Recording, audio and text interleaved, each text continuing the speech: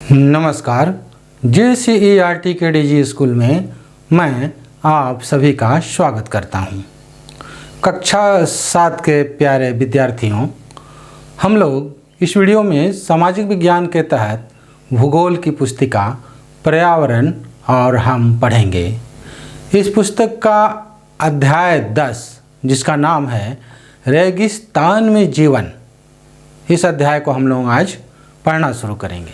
बच्चों, पिछले अध्यायों में हम पढ़ चुके हैं कि जिन स्थानों पर जल की उपलब्धता होती है, जहां आसानी से स्वच्छ जल, पेयजल मिल जाता है, वनस्पति मिलते हैं और वहां का तापमान उचित होता है, मतलब जीव जंतुओं, वनस्पति और मनुष्य के रहने लायक होता है, वहाँ का जीवन आसान होता है।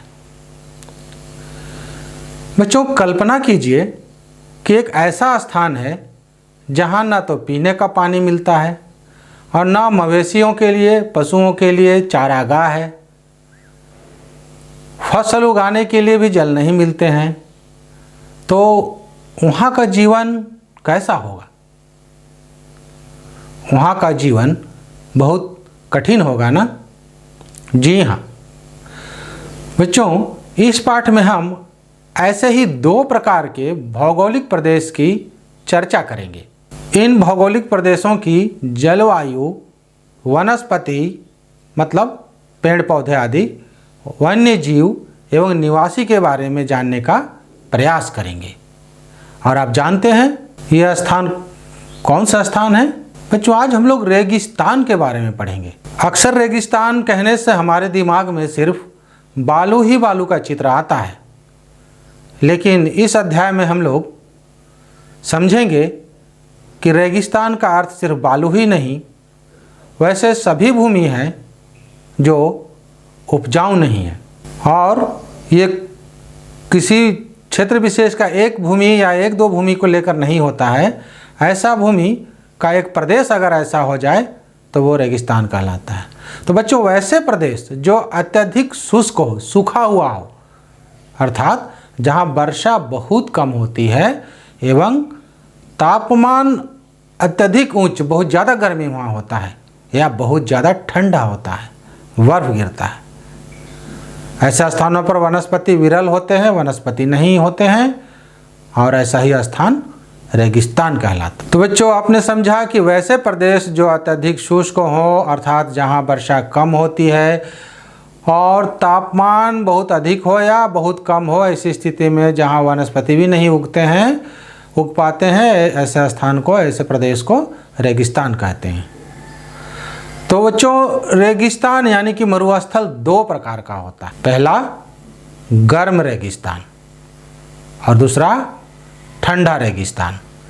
तो इस अध्याय में हम लोग इन्हीं 2 रेगिस्तानों के बारे में पढ़ेंगे, गर्म रेगिस्तान और ठंडा रेगिस्तान।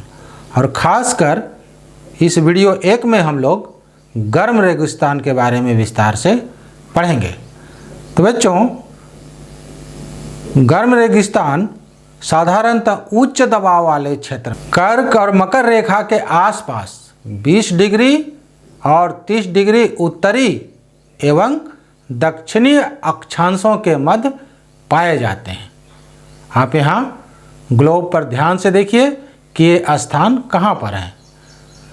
बच्चों, गर्म रेगिस्तान महाद्वीपों के पश्चिमी तट पर पाया जाता है। अब ये जान लीजिए कि विश्व में प्रमुख गर्म रेगिस्तान कौन कौन से हैं। पहला है अफ्रीका में सहारा एवं कालाहारी। दूसरा है उत्तरी अमेरिका में एरिजोना, कैलिफोर्निया एवं सोनेरान। तीसरा है एशिया में अरेबियन तथा थार, जो कि भारत में है। 5वां है ऑस्ट्रेलिया में ग्रेट सैंडी एवं विक्टोरिया। बच्चों, ये जो 3 नंबर है दक्षिणी अमेरिका में आटाकामा, इसके बारे में जानने योग्य बातें हैं कि यहाँ का क्षेत्र जो कि कलामा कहलाता है, वहाँ 1570 ईस्वी से 1971 ईस्वी तक कुल 400 वर्षों तक वर्षा नहीं हुई थी, और वर्षा नहीं होने के कारण ही ये प्रदेश मरुस्थल में बदल गए हैं। तो अभी आप लोग जान रहे थे कि विश्व में प्रमुख गर्म रेगिस्तान कौन कौन सा है। जो दूसरी तरह के रेगिस्तान है जिसको कहा जाता है ठंडा रेगिस्तान, और ऐसे रेगिस्तान में तापमान बहुत कम होता है एवं लंबी शीत ऋतु होती है, ठंडा हमेशा बना रहता है।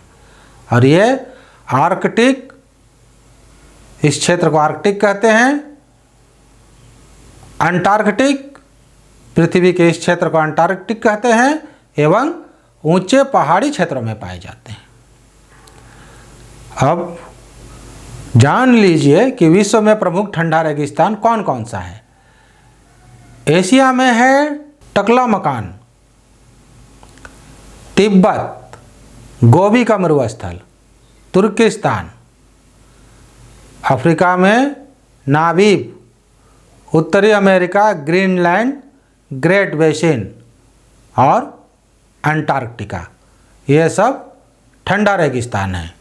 बच्चों, अभी हम लोग विश्व में कौन कौन सा गर्म रेगिस्तान है और कौन कौन सा ठंडा रेगिस्तान है यह जान लिए। अब हम लोग गर्म रेगिस्तान के बारे में पढ़ते हैं। बच्चों, सहारा जो है वो एक गर्म रेगिस्तान है। अब आइए हम लोग जानते हैं कि इसकी स्थिति एवं विस्तार कहाँ तक है, मतलब ये कहाँ स्थित है और कहाँ तक फैला हुआ है। बच्चों, यहाँ विश्व मानचित्र में अफ्रीका को देखिए। इसके उत्तरी भाग में कर्क रेखा पर सहारा रेगिस्तान है, और ये सहारा रेगिस्तान विश्व का सबसे बड़ा गर्म मरुस्थल है।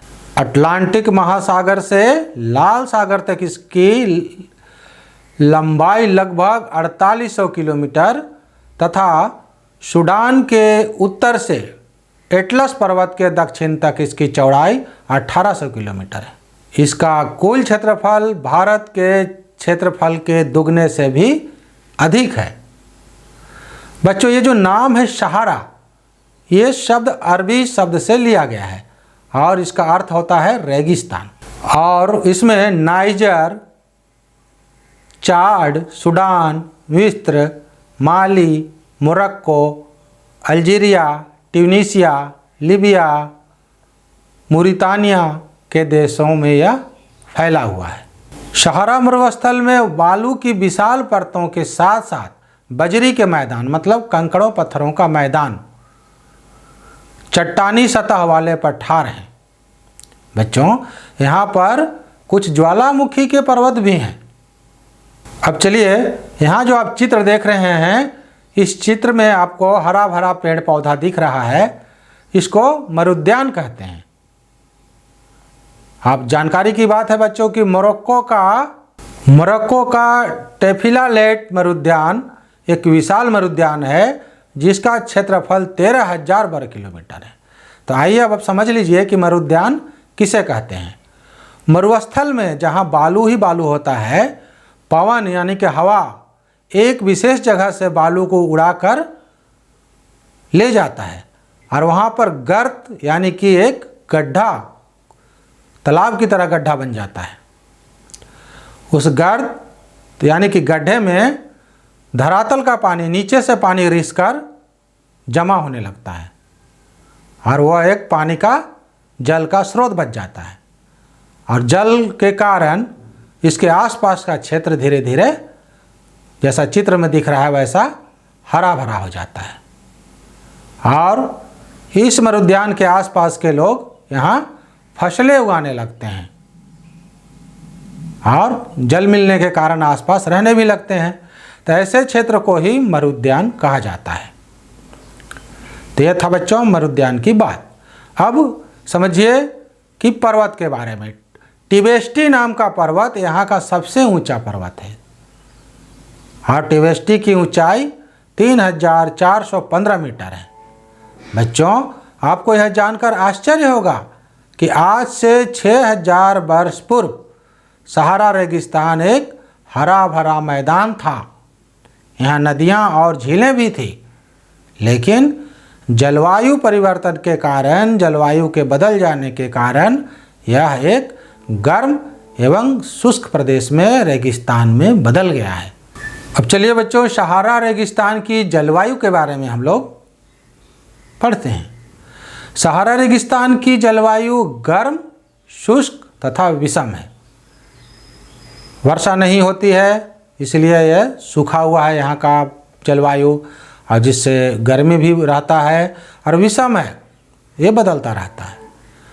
यहाँ दैनिक मतलब प्रतिदिन का और वार्षिक तापांतर मतलब जो गर्मी का अंतर है, दिन और रात का, साल भर का, दोनों अधिक होता है। दिन काफ़ी गर्म होता है तथा रातें काफ़ी ठंडी हो जाती है। यहाँ समझेंगे कि ऐसा क्यों होता है। दिन के समय तापमान 50 डिग्री सेंटीग्रेड से अधिक हो जाता है, जिससे बालू और चट्टानें काफ़ी तेज़ी से गर्म होती है। इस गर्म रेत और चट्टानों का विकिरण चारों तरफ काफ़ी तेज़ी से होने लगता है, मतलब गर्मी चारों ओर फैलने लगता है, और इस कारण सब कुछ वहाँ गर्म हो जाता है। रात में यही बालू और रेत काफ़ी जल्द ठंड हो जाते हैं। ऐसा क्यों होता है? क्योंकि वायु में जलवाष्प नहीं होता है, और जलवाष्प नहीं होने के कारण जो गर्म विकिरण किरणें उसमें ठहर नहीं पाती है और वो हट जाती है, और वहाँ रातें काफ़ी ठंडी हो जाती है। यहाँ का तापमान गिरकर 0 डिग्री तक पहुँच जाता है। बच्चों, आप जानते हैं कि अगर कहीं का तापमान 0 डिग्री से नीचे होने लगे तो वहाँ अगर जल स्रोत है तो वो बर्फ़ में बदलने लगता है। यहाँ आसमान बादल रहित होता है। शुष्क प्रदेश है, वर्षा नहीं होता है, इसका मतलब आसमान बादल रहित होगा। वर्षा बहुत अल्पकाल के लिए होती है, अगर होती भी है तो बहुत थोड़ा सा। कुछ क्षेत्रों में तो कई वर्षों से वर्षा हुई ही नहीं है बच्चों, सालों सालों तक वर्षा नहीं होती है। तो ये ऐसी है यहाँ की जलवायु। अब चलिए, सहारा रेगिस्तान के वनस्पति एवं वन्य जीव के बारे में भी हम लोग कुछ जानकारी प्राप्त कर लेते हैं। अत्यधिक ताप विषमता एवं बहुत अल्प वर्षा, बहुत कम वर्षा के कारण पौधे यहाँ जीवित नहीं रह पाते हैं। वनस्पतियों में यहाँ मुख्य रूप से कैक्टस, खजूर एवं एकेसिया के वृक्ष पाए जाते हैं। मरुद्यानों में, जैसा भी आप पूर्व में देखा कि मरुद्यान जहाँ जल स्रोत बन जाता है, वहाँ खजूर के पेड़ बहुतायत मतलब बहुत ज़्यादा मिलते हैं। इसके अलावा मरुद्यानी इलाकों में कुछ कृषि कार्य भी होता है, जल मिलने के कारण कृषि कार्य भी वहाँ होता है। बच्चों, यहाँ के जानवरों में मुख्य रूप से ऊँट, लकड़बग्घा, सियार, लोमड़ी, बिच्छू, सांप एवं छिपकलियाँ शामिल हैं। तो बच्चों, आपने समझा कि यहाँ शुष्क वातावरण है, पानी नहीं होता है, और इस कारण वो ज़मीन चट्टानी, पथरीली और पूरा रेतीला, बालू ही बालू हो गया है। तो जानते हैं पौधे के लिए पानी ज़रूरी है, मिट्टी ज़रूरी है, और ये सब ना होने के कारण वहाँ पौधा नहीं उगता है। और जो उस जलवायु के, उस वातावरण के अनुकूल पौधे हैं, कैक्टस, खजूर, एकेसिया आदि, वो वहाँ उगते हैं। बच्चों, एक जानकारी की बात है कि किसी स्थान में पाए जाने वाली सभी प्रकार के पेड़ पौधे वनस्पति जात कहलाते हैं, तथा सभी प्रकार के जीव जंतु वहाँ के प्राणी जात कहलाते हैं। बच्चों, ये चित्र आप देखिए, आप तो पहचान रहे हैं ना इसको, इसका नाम है ऊंट। बच्चों, ऊंट को मरुस्थल का जहाज कहते हैं, और यह रेगिस्तान का सबसे सर्वाधिक महत्वपूर्ण पशु है। इसका उपयोग रेगिस्तानी क्षेत्र के लोग कई प्रकार से करते हैं, जैसे बोझा ढोने के काम में इसको लाते हैं, कृषि कार्य इससे करवाते हैं, दूध, मांस आदि उपयोग में लाते हैं। रेगिस्तान में यह कई दिनों तक बिना पानी पिए चल सकता है। बहुत से खासियत हैं बच्चों इस ऊँट नामक पशु का, जिस कारण यह रेगिस्तान में आसानी से रह लेता है, चलता है। इसके आप पैर देखिए बहुत चौड़े हैं। चौड़ा होने के कारण ये बालू में नहीं धंसता है और ये बालू पर 40 किलोमीटर प्रति घंटे की रफ्तार से दौड़ता है और यह बिना पानी पिए 21-21 दिनों तक रह सकता है। कहीं इसको पानी मिल जाए तो एक बार में ही 50 से 51 लीटर तक ये अपने शरीर में जमा कर लेता है। अगर इसको भोजन ना मिले तो इसके ऊपर जो कुबड़ है उसमें चर्बी है, वसा है, उससे यह अपना ऊर्जा प्राप्त कर लेता है। इसके आँख के जो भवें हैं ये भी 10 सेंटीमीटर लंबे होते हैं। कान में भी इसके बाल होते हैं। इस सब कारण से बालू इनके आँख और कान में नहीं घुसता है। तो इनकी बहुत सारी इसकी विशेषता है, जिस कारण यह आसानी से मरुस्थल में रहता है, कटीली झाड़ियों को खाकर अपना जीवन गुजार लेता है और वह आसानी से वहाँ रहता है, इसलिए इसको मरुस्थल का जहाज कहते हैं। और बच्चों, हम लोग सहारा रेगिस्तान के निवासियों के बारे में जानते हैं कि वो वहाँ किस तरह से लोग निवास करते हैं। आपने अभी समझ लिया होगा कि वहाँ कष्टकारी और विषम जलवायु है और ऐसे कष्टकारी और विषम जलवायु में मनुष्य रहना नहीं चाहता है, इसलिए वहाँ की जनसंख्या विरल है। वहाँ बहुत कम लोग रहते हैं। वहाँ रहने वाली मुख्य जनजाति बेडुइन एवं तुआरेग कहे जाते हैं। ये घुमंतू जनजाति हैं, एक जगह नहीं रहते हैं। ये बकरी, भेड़, ऊंट और घोड़े पालते हैं और उनको लेकर जहाँ जहाँ इनको चारागाह मिलता है वहाँ ये घूमते रहते हैं, इसलिए इनको घुमंतू कहा जाता है। इन बकरियों, भेड़, ऊंट आदि से इनको दूध, मांस, चमड़ा और बाल प्राप्त होता है। चमड़े एवं खाल के उपयोग से पेटी, जूता, पानी की बोतल बनाते हैं तथा बालों का उपयोग चटाई, कालीन, कपड़े और कंबल बनाने में करते हैं। धूल भरी आंधियों एवं गर्मी से बचने के लिए ये भारी वस्त्र पहनते हैं। यहाँ के निवासी भारी वस्त्र पहनते हैं। तो ये था बच्चों यहाँ के निवासियों की जानकारी। बच्चों, जानने जोगे बातें में आप जान लीजिए कि इतिहास का पिता हेरोडोटस हैं और वे मिस्र को नील नदी की देन कहते हैं। ये जो मिस्र है ये नील नदी का देन है। नील नदी के कारण ही मिस्र का विकास हुआ। बच्चों, विश्व की सबसे लंबी नदी नील है। आप पिछले अध्यायों में पढ़ चुके हैं कि विश्व की सबसे लंबी नदी नील है और यह सहारा मरुस्थल के पूर्वी भाग में बहती है, प्रवाहित होती है। मिस्र में नील नदी घाटी क्षेत्र में जनसंख्या अपेक्षाकृत घनी है। ये नदी के कारण, जल की सुविधा के कारण यहाँ की जनसंख्या घनी है, अधिक जनसंख्या है। यहाँ की मिट्टी भी उपजाऊ है तथा जल की उपलब्धता के कारण कृषि कार्य यहाँ पर होता है।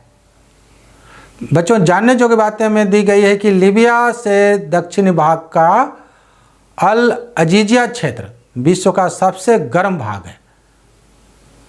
1922 ईस्वी में यहाँ का अधिकतम तापमान 57.70 डिग्री दर्ज किया गया था। बच्चों, ये जानकारी जो है समय समय पर बदलते रहता है। आप अपने शिक्षक से इस विषय पर बात कर लीजिएगा कि वर्तमान में भी अल्जीजिया ही क्षेत्र है या किसी और क्षेत्र को सबसे गर्म स्थान माना गया है। बच्चों, सहारा मरुस्थल में जहाँ खेती होती है नील नदी के आसपास, वहाँ चावल, गेहूँ, जौ, सेम मुख्य फसलें हैं।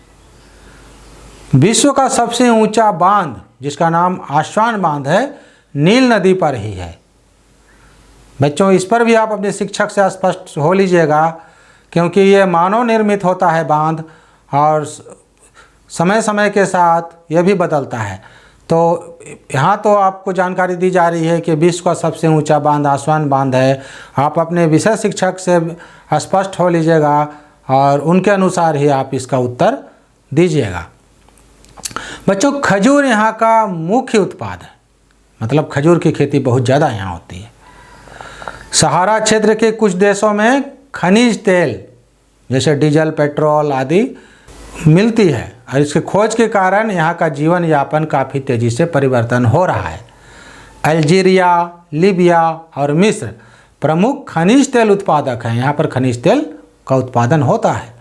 इसके अलावा लोहा, फास्फोरस, मैग्नीज तथा यूरेनियम मुख्य खनिज हैं। ये सब खनिज वहाँ निकलता है।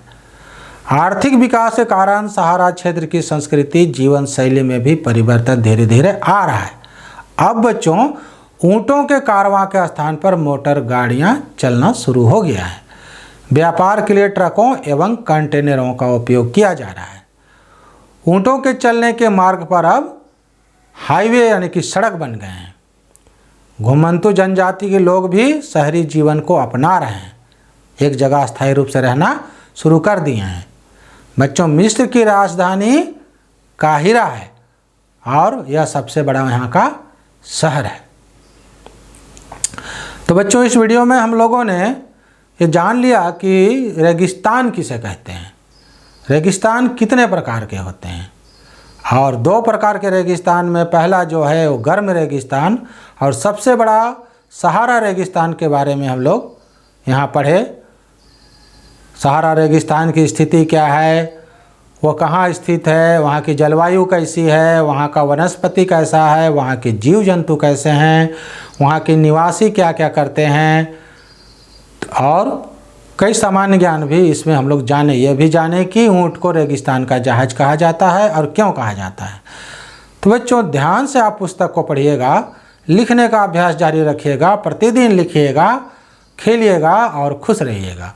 अब इसके बाद हम लोग ठंडा रेगिस्तान के बारे में वीडियो 2 में पढ़ेंगे। धन्यवाद बच्चों।